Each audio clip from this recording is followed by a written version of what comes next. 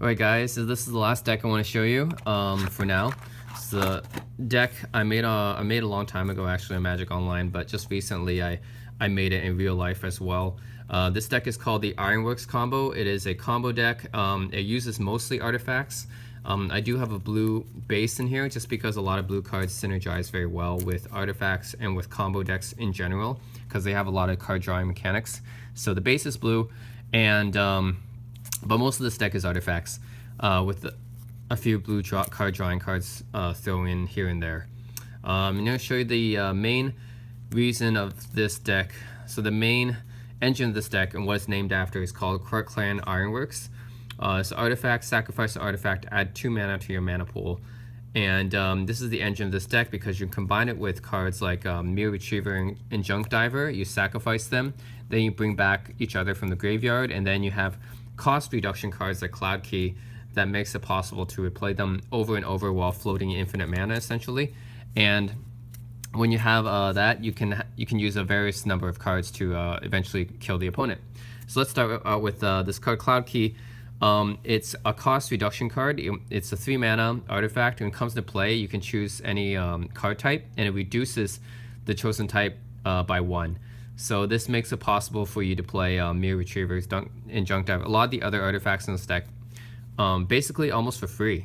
And if you have multiple of these out, then basically they're free. You know, and that way you can float mana and then do make infinite combos and stuff.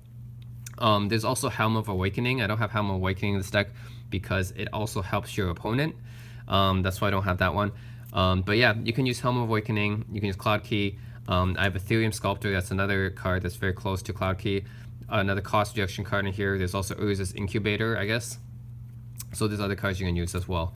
But Cloud Key is probably the most versatile just because it only helps you, doesn't help the opponent, and you can reduce any card type basically. And then I have Ashnod's Altar. This one is very similar to Clan Ironworks, except it only works on creatures, not artifacts, and it costs 3 mana instead of 4 mana, so it's cheaper, but same ability, sacrifice a creature, add 2 mana, colorless mana to your mana pool, and it's very essential. It's basically another combo. If I don't get the Ironworks and I have Ashnod's Altar instead, I can just use this instead to set off the combo. See, the Synod is a very broken card. Blue is probably the most powerful card of all Magic historically, and the fact that that blue synergizes so well with artifacts, and this is an artifact land, that makes this pretty much one of the most broken lands in the game. Along with Tolarian Academy, which I don't have in this deck because it's, for one thing, it's banned, and a second thing, it's too expensive.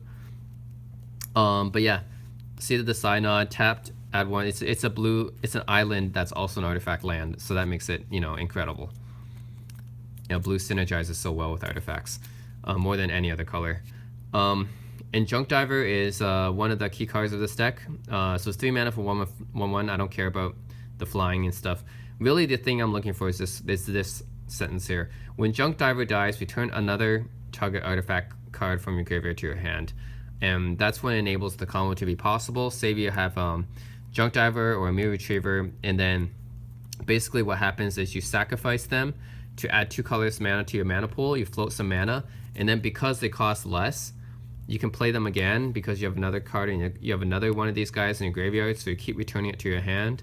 You keep returning each other to their hand, and then you eventually kill the opponent when you have like so much excess mana. And other cards I'll show you later. Soul Rain, gotta have that.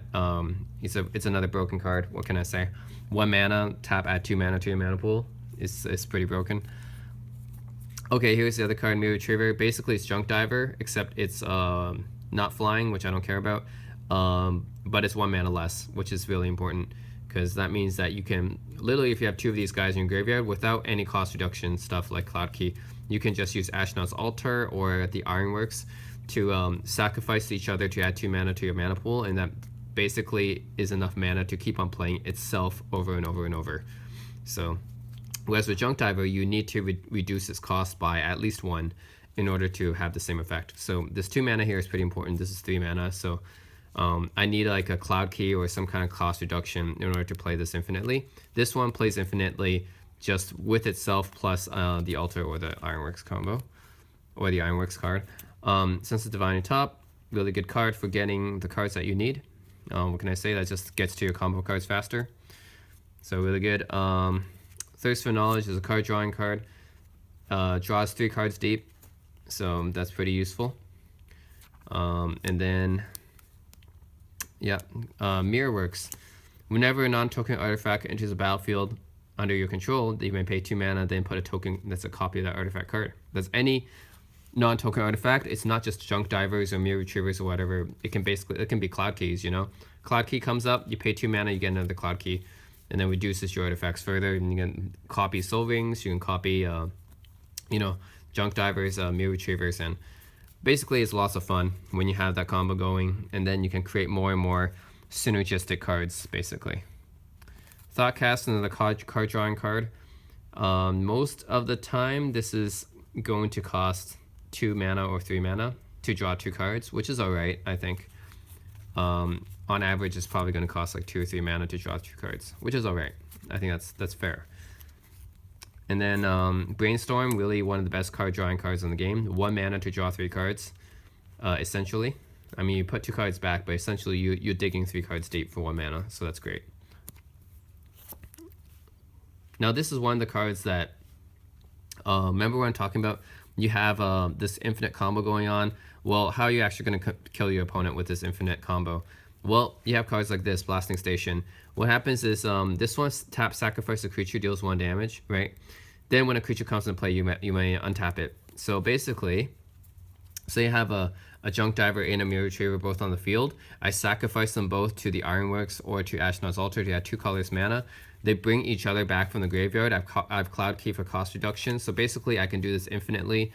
They can keep reviving each other from the graveyard, and I can play them infinitely. So I can do that, and then I can sacrifice them, like tap, sacrifice them, deal 1 damage to the opponent.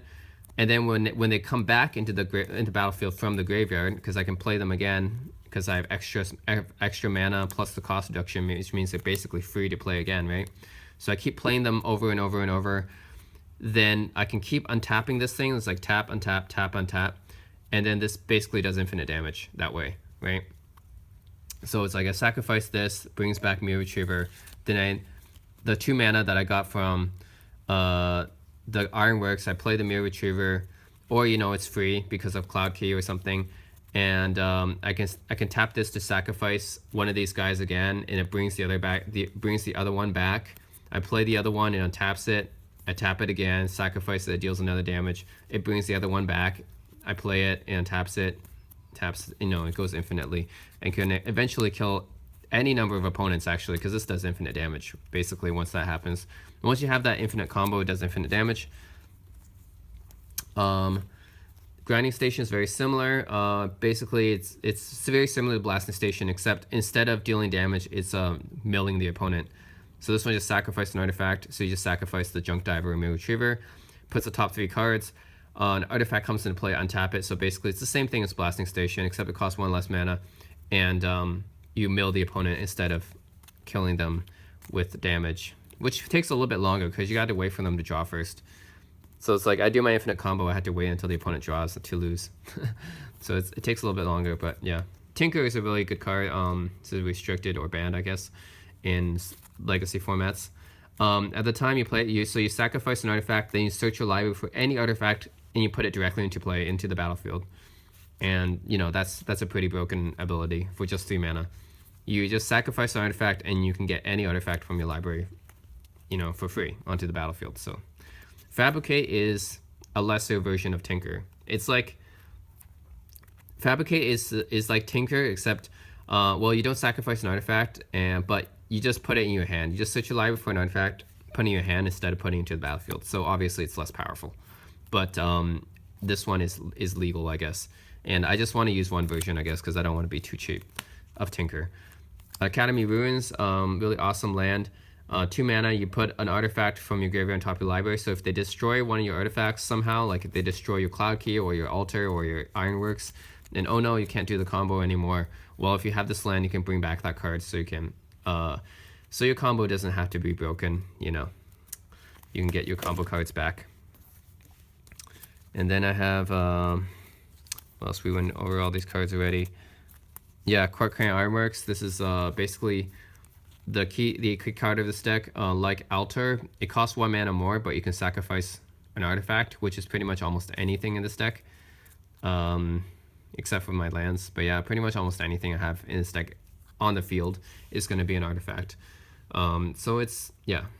Anyways, these two are the engine of this deck. You sacrifice it, add 2 to your mana pool. Then keep replaying the creatures over and over. Skull Clamp is for card draw. As you can see, the Mirror Retriever is a 1/1, and the Junk Diver is also a 1/1. So both of these creatures in this deck are 1/1s, which means that Skull Clamp is actually a card drawing engine in this deck. So they die, they bring the other one back, I replay it, I could equip it basically for free because I got so much extra. I get so much excess mana, right? I basically have infinite mana if I use the Ironworks combo, right? And then I have the cost reduction, so I save up the mana in my mana pool. And basically, with Skull Clamp out, it's just 1 mana, and then to equip it, it dies. It draws 2 cards. It gets the other one back from my graveyard. I play it. I can equip it again for free. It dies. I draw 2 cards. So basically, I can draw my entire deck with Skull Clamp. This is just with the combo out, I can draw my entire deck. I have Ethereum Sculptor is another way of reducing my artifact cards.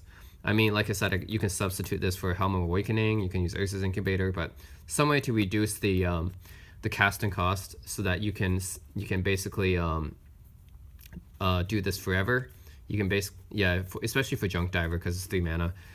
You can basically enable the infinite combo and you can keep on going, and you can save up mana to use Skull Clamp to draw your entire deck, and then find your key combo cards, to actually kill the opponent with. I think there's just one more. Oh, Scrap Heap.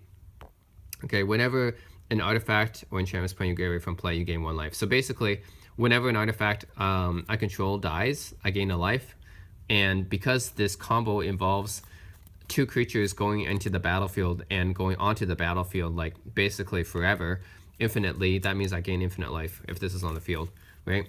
Since this combo involves 2 creatures reviving each other from the graveyard infinitely, then basically this means I gain infinite life. So Skull Clamp is like infinite.